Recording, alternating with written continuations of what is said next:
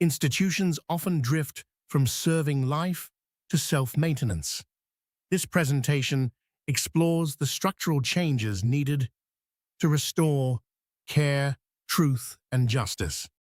As institutions grow in complexity and capacity, they often become less humane and more destructive.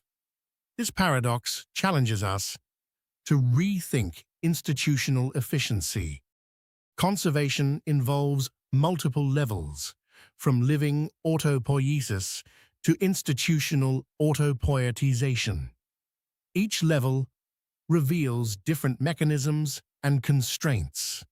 Institutions translate real-life issues into categories that fit their systems, often losing the essence of the original problem.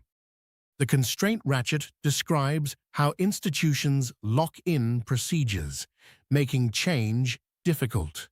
This stage focuses on preserving directional gain.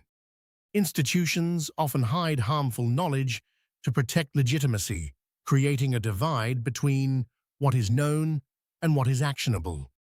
Institutions classify and control information, often discarding complex realities that don't fit their systems. Power determines whether feedback leads to correction or ritual, often defending institutional self-maintenance. Institutions externalize pain and add layers of complexity, consuming life energy without true repair. Institutions survive by degrading the social life they were meant to protect, leading to an inversion of purpose. Different sectors show how institutions drift from their original purposes, raising life-corrective questions.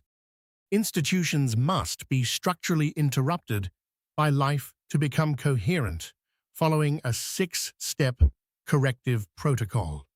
Life feedback without power becomes consultation. The 4 powers help prevent institutional capture. The goal is to transform institutions into life-coherent vessels of mutual care, truth, justice, and communion.